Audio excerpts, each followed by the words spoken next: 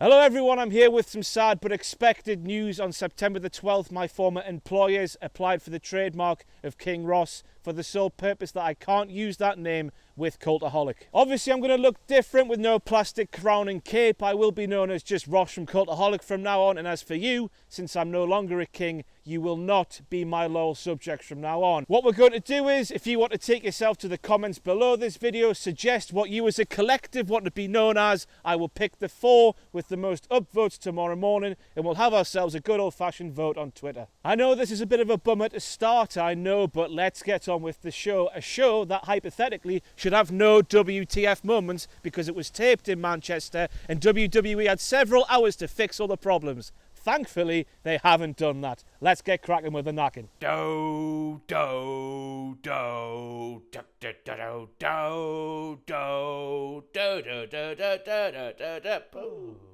boo, boo. Hello, I'm Ross from Cultaholic.com, and in a former life I would be telling you that these are my royal hunting grounds or something, but we can't do that sort of stuff anymore. So basically, I'm out here in the woods because I can't do my videos in Sam's bedroom because I don't want him to get evicted. I'm very loud. Anyway, ignore the trees and the dog crap down below. I'm Ross from Cultaholic.com, and these are all the WTF moments from last night's WWE Raw. A WTF! A WTF!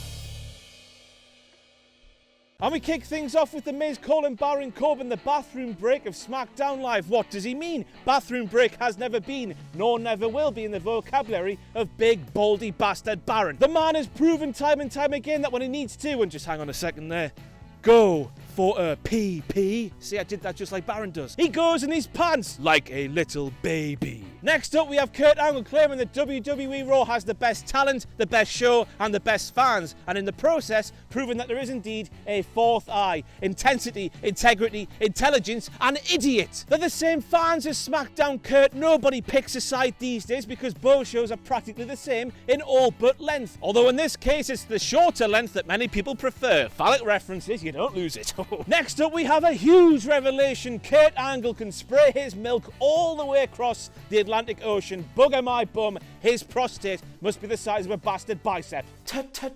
Tea time. There are 3 certainties in life: death, taxes, unless of course you're Lewis Hamilton or Apple, and Booker T talking absolute nonsense. Booker claimed The Miz talked himself into a corner last night, seconds after Kurt Angle announced to the entire world that to get Braun Strowman on his team for Survivor Series, he had to give Braun a match with The Miz at last night's Raw. Booker, what Miz said last night to Kurt Angle had absolutely nothing to do with his matchup with Braun Strowman, much like your commentary has nothing to do with the things that are going on in front of your eyes. Old Trafford, the Etihad, the Central Library, the Town Hall, Salford Lads Club, all beautiful iconic things part of the city of Manchester. But when WWE decided to show off Manchester as a fancy place that they should be hosting WWE Raw in, they chose to show Primark.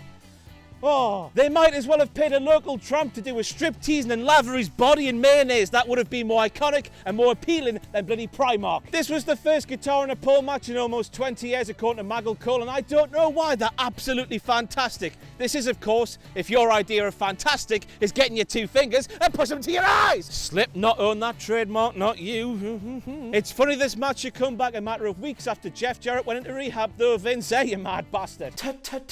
Tea time. This time we have Booker with the most pointless and dated reference in the history of our sport as he compared Jason Jordan to Eric Watts. Look up, go on, just look up there, you'll be able to see that reference flying over your head. But hey, at least Booker T was consistent with his views on Jason Jordan this week, which considering his performance in recent times means another WTF moment needs to be added to the tally, doesn't it, Sam? Next up we have Elias, and the moment he claims his guitars are his babies, which means if he actually has any human babies, we're going to have to call social services. The neglect he showed one of his babies in this instance here was absolutely disgusting. He had bare time to go and pick it up, yet he didn't, in a match where the sole purpose was to go and get that guitar. You would have thought that Elias would have been gagging to touch wood like a teenager in an empty house, but he proved that he's definitely from the Karen Matthews school of parenting. Although, even if he did pick up one of his guitars, he'd have to murder one of them by smashing it over the back of Jason Jordan. He was in a no-win situation there. Next up, we have the crowd boom when Kurt Angle announced that Seth Rollins and Dean Ambrose would be defending their tag team championships against The Bar, bar. I don't get it. Every single match the foursome have had has been like watching several otters have a ravenous orgy. It's been beautiful for the eyes. Now then, Stacey Coates' grandfather being Davy Coates is very worrying indeed. Judging by this image, unless of course this image is 20 years old, which it doesn't look like it is, Stacey's granddad must have been about 10 when he created Stacey's mum or dad, the dirty bastard. And oh my god, what's that noise? What the hell's that noise? Ah! Made a grave mistake, Corey. Oh, Jesus Christ. Anyway, seconds after Maggle Cole correctly called Samoa Joe's Coquita Clutch a Coquita Clutch, Corey Graves called it an Anaconda Clutch. This is either because Corey has CM Punk on the brain or because he was sat next to Tom Phillips on the flight over to England, the snake on a plane. You can take that one to the bank. Tea time. Extraordinary. WTF on the twos up ting. Booker T is now Russian and Booker T is saying a word with more than 2 syllables. Hey, you guys! Next up, we have Maggle Cole, and the moment he claimed that your boy Finn Balor won the NXT Championship with a coup de grace to Samoa Joe. Even though he didn't, he won it with a coup de grace to Kevin Owens at Beast in the East 2015. Speaking on behalf of the big lads, Maggle, I would just like to let you know that I am deeply offended that you would get 2 of our kind mixed up like that, you racist. Purple Aki felt my muscle sign. Oh. Replacing Roman Reigns with Jason Jordan in your Survivor Series team is just like getting your mom and replacing her with a chava you went to college with who's had 3 kids taken off her by social services before the age of 19. If you don't know what a chava is, get out of my face. Roman Reigns, just like your mom, is the best, while Jason Jordan today is just a pretender. I tell you what, by Kurt Angle, this is some heel move that his head no longer looks like a thumb to me, it looks like an actual heel on the bottom of your foot. Bacon's grown hair. Next up, we have Sasha Banks, and the moment she claimed that Alicia Fox not naming her as part of Team Raw for Survivor Series doesn't make no sense. So in turn, it does make some sense then. You're using a double negative, pal. I tell you what, Sasha, you better make sure never use a double net. Doesn't matter. So WWE have to fly all the way over the Atlantic Ocean just to get Bayley cheered. Good job, you numpties. What made this even worse was Corey Graves' decision to whap out the La La Land line while the Manchester crowd was singing that DJ Otzi anthem about her. This sort of thing should be the norm, Corey. You should be covering up the fact that she can't go anywhere else and get the same sort of treatment thanks to your company's crappy booking. You do it for Roman, for Christ's sake. Maybe Bayley should start wetting her hair before she does the graps. Tea time. The moment Booker T claimed he had nothing against Jason Jordan on last night's show would be like me saying I've got nothing against JBL, which you will never hear because it is a massive lie, just like Booker's line on last night's show was a massive lie. Tea time. Next up, we have Booker T calling Nia Jax a one-man wrecking crew. Booker, she's a woman. When Nia says she's not like most girls, doesn't mean that she's saying she's not like all girls and that she's a man. Booker, Jesus Christ. Next up, we have Maggle Cole throwing shade at Corey Graves by saying there's one man on this announce table who works for SmackDown Live. Maggle, you've just done 2 shows for SmackDown a couple of weeks ago. This is a good thing though, because my earlier joke of a snake on a plane with Tom Phillips now makes even more sense because Tom and Maggle, the snake, will have been on the same plane, therefore snakes on a plane, plural thing. Ah! Made a grave mistake, Corey. No one has ever reacted like that, Corey Graves said as Kane sat up from a Braun Strowman power slam.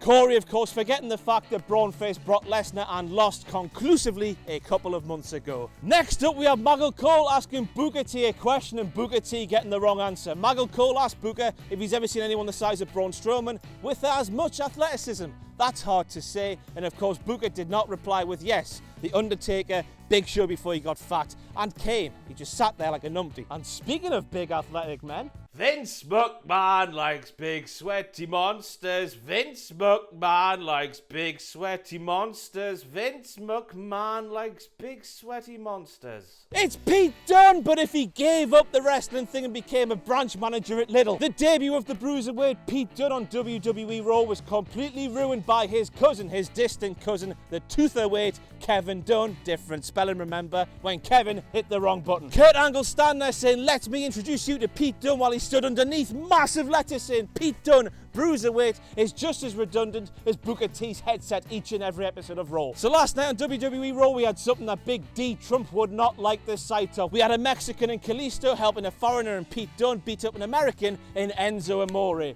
That means WWE are not getting back into America. If you want to move in with me, Ruru, you're more than welcome, body lad. Third time in a say. Made a grave mistake, Corey. This time we have Corey having a go at Michael Cole for saying that Sheamus and Cesaro were wearing football kits on their way down to the ring last night. According to Corey, they're soccer uniforms. You can't be serious, Jeff. They're football kits all the way. Uniforms are what you wear for school, or if you're one of those cougar types who wears the police uniform and whatnot on Halloween. The New Day coming out to their own music in the midst of this brand warfare siege shtick makes as much sense as a cock-flavoured lollipop if you don't like the taste of cock. So if you look at it in the cold light of day, what New Day would have had to have done was go backstage to the production truck, say to them, get our music ready, get our Titantron ready, then have to run all the way around the side of the arena with a walkie-talkie to get in a position where the Shield coming through the crowd, say, go on lads, hit our music, turn our mic on, Big E does his thing, and then they walk down. Why wouldn't the Raw production team tell us at Raw that the New Day were here and going to siege them? Crap like that just takes you completely out of the moment. What they should have done was just walk down the stairs, take the microphone off JoJo and do their spiel. So you're Raw general manager, you're going into a fight, you want to pick your two biggest, baddest, hard asses to go with you, so you pick Heath Slater and Rhino. That's like going to a sword fight and taking a bastard flump because I wanted to use a Pokemon battle analogy but don't know which Pokemons are good and which ones are bad. New tag team champion, slap my arse and call me Gertrude. This isn't bad news though, it's still good news. New Day versus Shield and Cesaro. And Cesaro and Sheamus against the Usos will still be lovely, lovely, lovely. That is it for the first ever WTF Moments in Cultaholic history. There was 31 of them. That's quite a lot, isn't there? Bye-bye.